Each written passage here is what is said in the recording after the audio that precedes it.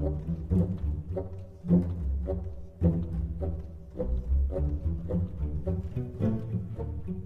folks, Justin here, and today we are going to open 37 packs of cards, including some guaranteed legendary packs and stuff. This is just stuff I picked up through the Madness event. And we're going to, as we open cards, talk about things from 2018. This is our year in review alongside some pack openings, totally unscripted. We're just going to talk about whatever comes up. So we'll start with some core set stuff and go from there. So what do we got here? Things that happened in 2018. Well, a couple of orcs, the mirror orcs, if you will. Warrior Orc has not been good in 2018, so there's your insight there. 2018 started off with the one of the most powerful sets I think we've ever gotten, the Forgotten Hero Collection. Goblins, still good, although a little bit worse now that Goblin Skulk's been nerfed. That happened in 2018. But the Forgotten Hero Collection contained, I mean, think about this, the power level of here, and like how many of these cards you regularly see. Bleak Coast Troll, Tullius' Conscription, Ulfric's Uprising, right? These are all massive cards, not to mention all the Singleton stuff. Mordecai, Siege of Stros Mackay, all of those were just like ubiquitous, like even though Singleton's not particularly powerful, like all those cards saw tons of play this year. Like it's crazy, like how jam-packed that set was with stuff that we all like know and love. I mean, I guess love is debatable, but Territorial Viper deserves a shout out from 2018 because in 2018 we got Odinir Necromancer, which has been bringing back Territorial Vipers, Danger Noodles for quite a while. Keep going with these core packs. See what else we get. Lurking Crocodile has made a slight uptick in play recently. Historically, you saw it sometimes in Prophecy Battle Mage, but you've also seen it lately make more of an appearance in Dwemer decks, as it helps regain tempo when you're on the backs, the reactive player, and just as a nice aggressive 2-drop, and something that you can trigger your Neutral Matters cards with, like your Steam Centurion and Steam Constructor and Mechanical Ally. 2018. So 2018 saw the release of 3 different sets for Legends. It saw Houses of Morrowind. Well, first it saw the Forgotten Hero Collection, then it saw Houses of Morrowind, and then it saw Frostbark. Again, some orcs. Orcs been kind of out of favor. Lesser Ward, though, in mid-range Battle Mage, always been good. That deck has only ever gotten stronger in a vacuum, although, as the meta, shifts, it's better or worse. Highland Lurcher 2018 story is that it got completely outclassed by Torval Extortionist from the Frostbark collection.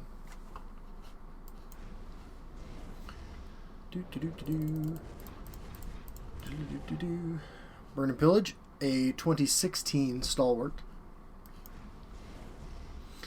One of my favorite parts of 2018 has to be, of course, by the way, 2 of the best creatures in the game, Fighters Guild Recruit, Thieves Guild Recruit. We're joined by Mages Guild Recruit later on. One of my favorite things about 2018 was that 2018 was the year that I started traveling in support of Legends.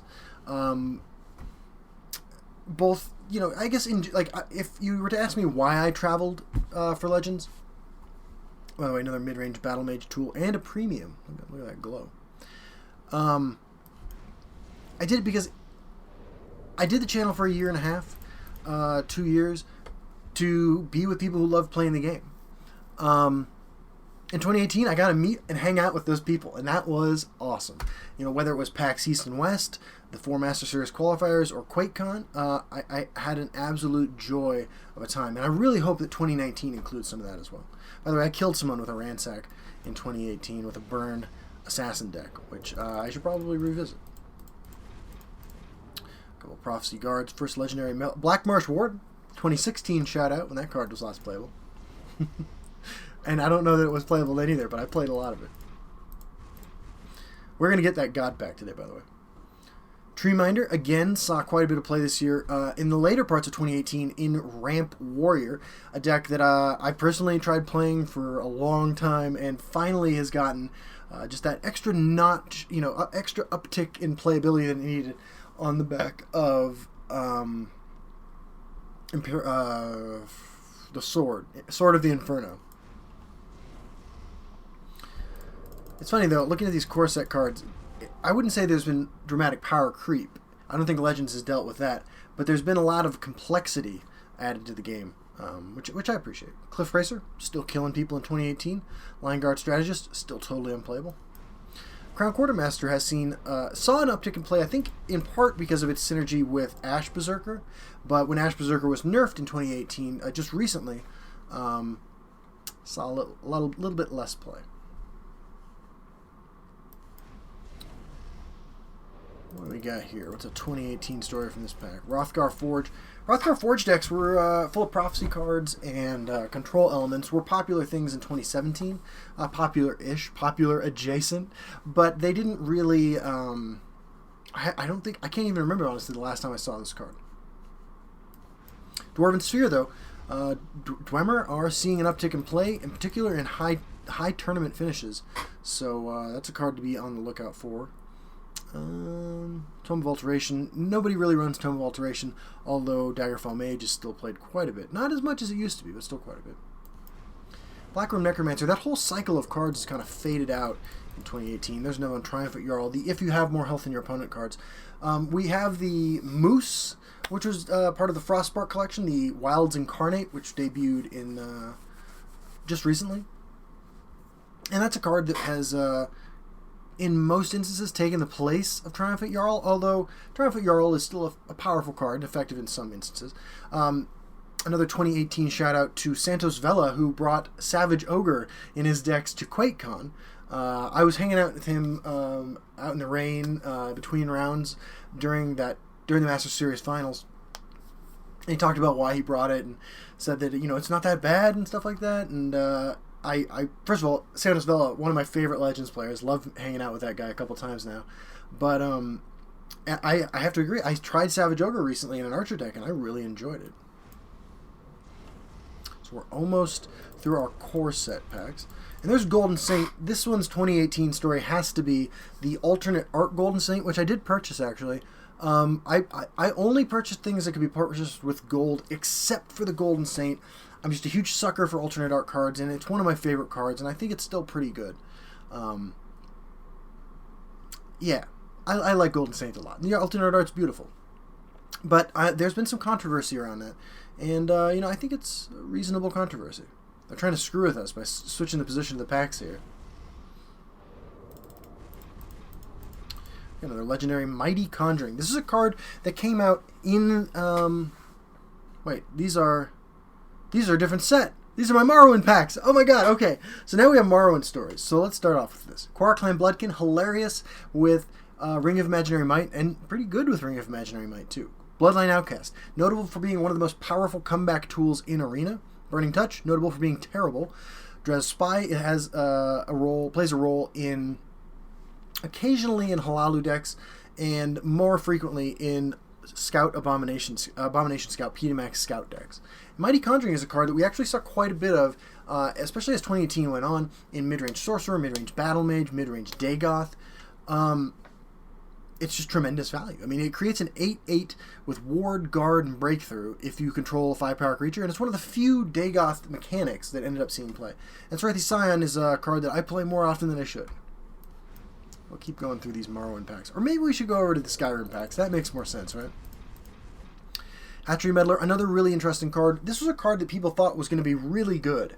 At least better than it ended up being. It ended up being a card that you take in Arena and you're pretty satisfied with, but not a card that, we played quite very much of.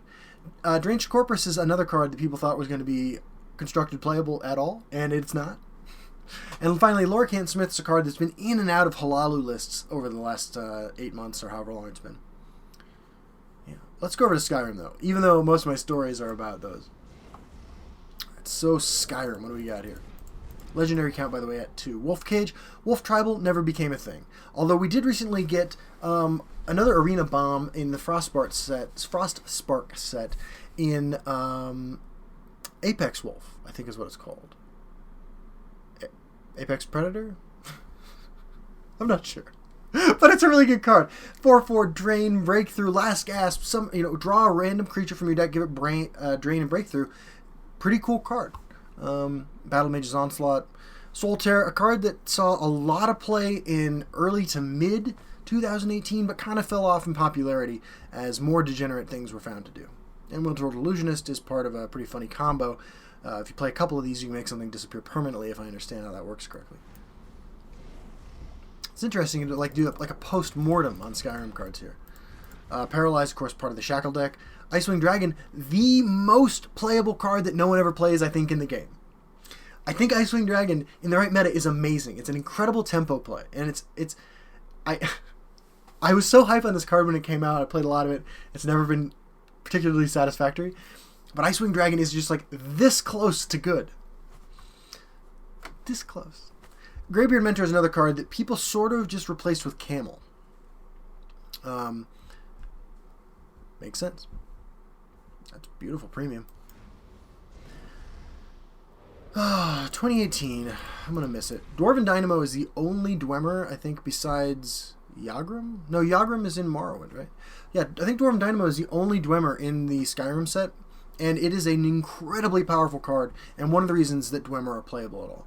Thieves Guild Shadowfoot is still sees some play. It can be great, and Arrest is a card actually a lot of people were kind of big on when it was revealed, but never really worked out. And Shieldbreaker was nerfed, but I think that was last year. 2017, sorry. Loot, Shadow Green, Elder, more beasts and animals, whatever, have been printed, still not good. Black Reacher Builder, part of the Petamax Abomination deck, which never has been hit by any nerfs. Another Icewing Dragon, it breaks my heart. Darker Birth, part of every version of the Nixox combo you've seen. That was a deck that started off as an assassin deck that was broken. I think it's easily the best deck that was ever released in the game. Once I learned how to play it, I had something approaching a 95% win rate. So many cards in that deck have been hit with nerfs. So many. Genius Pathmage, Ulfric's Uprising, Nixox itself, all in separate patches, and people still play that deck. It's still good. That's another beautiful premium. I had some fun with Dragon Cult Ghost in 2018 because when Torval Extortionist was released in Slay Scout, I was like, holy shit, I could get up to 20 magic on turn 8. So I put Dragon Cult Ghost in that deck, and it's been pretty good. It's been pretty good. And our last Skyrim pack, then we'll hop right back to the Morrowind packs. Devour, I had some fun with Devour. This is a premium Devour, which is nice. I had some fun with Devour in 2018 because in Halalu decks, if you have a Wildfire Dragon in hand and you play a Danger Noodle, a Territorial Viper, and you Devour it, you give Charge and Lethal to Wildfire Dragon, which means when you play it, it wipes the board and gets +1/+1 for each creature that died. If you have a couple Brotherhood Sanctuaries out, you can OTK someone, and it's super fun. White Ronin Protector was a card that was in some mid-range sorcerer decks. Doesn't see nearly as much play as it used to. And Elixir Vitality, Rest in Peace Support Mage. We no longer live in a meta where that deck is playable at all.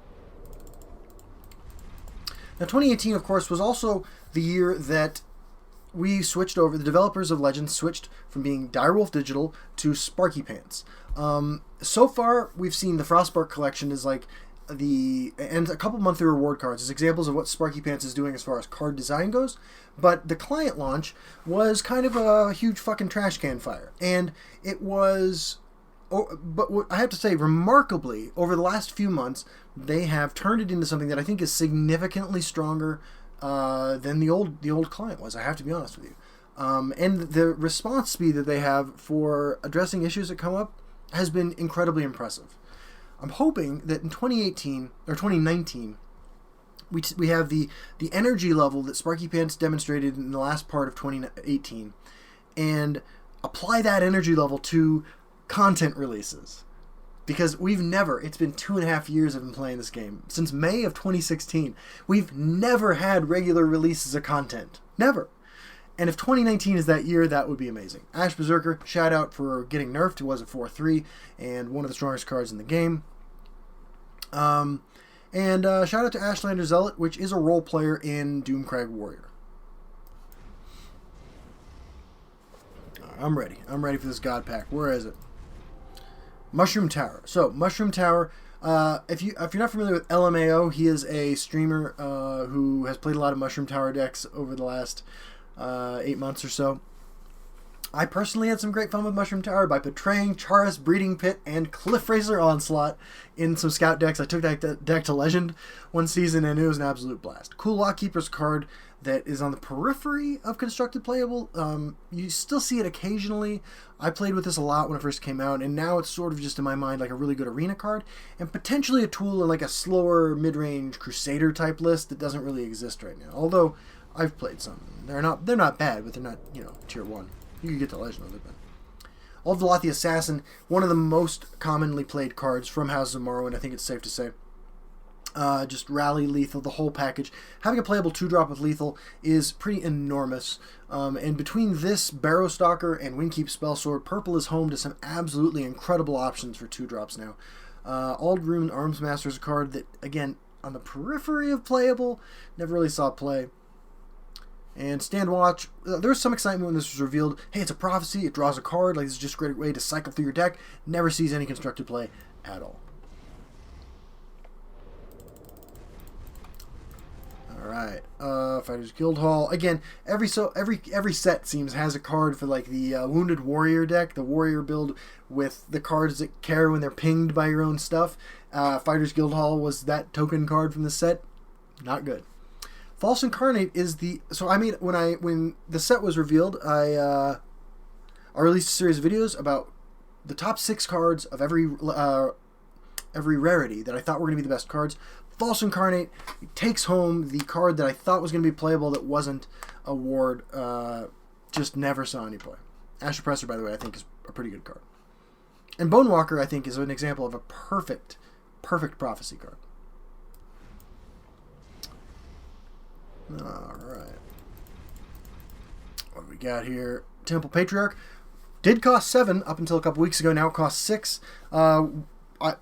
Exalt Tribal, if you will, was one of the first things I tried to throw together during the preview event for Morrowind. When Morrowind was revealed, there was like a 5 or 6 day period, actually, where like 100 content creators got to play on these test servers with all the new cards before everyone else. I threw together an Exalt deck. It didn't work. When the Exalt changes came through in the recent patch, the buffs, I played it again. It was better. That's all I can really say. We're almost out of opportunity for God Packs here. A little troubled by this development. Balor's Rewarder gets my shout out personally for the worst rally card and the only one that's unplayable in Arena. Servant Dagoth, a card that I think is in the periphery of constructed playability but never got there. And Varvark Experiments, a card that I have killed someone with before. That's a highlight for that card for me for 2018. Betty Netch. This card got revealed. A couple people got really hyped on it. It never developed anywhere. Grand Inquisitor was a card some people were kind of hyped on. Doesn't really work. And Spirit Knife is, I think, one of the best removal cards in the game, but it's just not playable either. Alright, this is my last chance for a God Pack. And we didn't get it. We did get Tel'Vos Magister, though, which I have to give a shout out to. When this card got a balance change, so it originally just said Ward at the end of your turn, gain Ward. Now it says at the end of your turn, if Tel'Vos Magister has a Ward, you gain Ward. This is the most subtle, perfect balance change I think any card has ever gotten. It's fascinating and it's really cool. And there's actually a really fascinating story behind this change.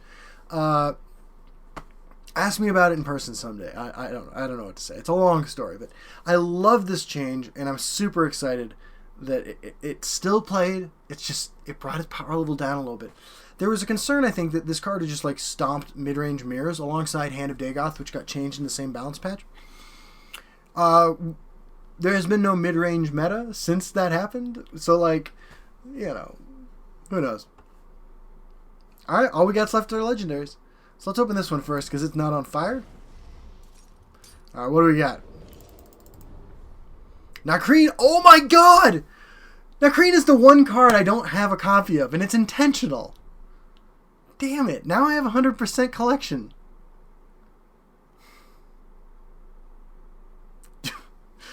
So 2016, I think, or maybe early 2017, quick story about Nakreen. Nakreen used to say, draw a card, the next card you play this turn costs 0. Significantly stronger than what it says now. And I think it might have cost 10, and it was not a unique legendary. It was just called Dragon Priest, I think. Yep. And it's a skeleton. Alright, let's see what we got. Premium Unite the Houses! Oh, it's so beautiful. This is what I was playing all day. Alright, guys. So that's my pack opening. That's my, like, random, like, stream of consciousness about 2018. Let me end by saying this. 2018 was a great fucking year for me personally playing Legends. And even though, like, we went 8 months without content and blah, blah, blah, I think we're in a good shape right now. And I don't want to seem insincere, because I know the last year, at the beginning of last year, when CVH was announced as being hired, I said, this is the best time in the history of Legends to be a Legends player. And then this year had some road bumps. It had some rough spots. It did. And there's a part of me that really wants to say this is the best time to be playing Legends ever. But I don't want to seem like I'm just saying that to be saying that, because, like, I really do believe it. Sparky Pants seems to be on the right track. You know, we're about to find out, you know, whenever, hopefully, Isle of Madness comes out pretty soon. And whenever it does, we're going to get a good look at how Sparky Pants handles the release of a significant chunk of content. You know, we have the story mode, and we have the expansion. And how they address balance issues that immediately arise and stuff like that is going to be something that we're going to have to pay attention to. But I have faith. I have faith in them. I have faith that this year is going to be a great year for people playing Legends, getting together and playing Legends, whether that's online or in, you know, future tournaments. You know, I have to be honest, I don't know anything specific about tournaments, but I think that there's going to be more of them. I think that what kind of probably slowed things down a little bit was like, hey, the client's been, you know, the new client was released, it was pretty unstable. But 2019, we have a pretty good looking client. And I'm ready to take Legends to the next level. And I hope you guys take it with me. I'm going to keep doing the YouTube content. I stream Tuesday, Thursday, and Sunday at 7 p.m. Mountain Time. You can follow me on Twitter and enjoy random thoughts about Legends and other random stuff. And, you know, if you like what goes on here, you know, keep coming back. Alright, guys. I'll see you on the ladder. Here's hoping to 2019.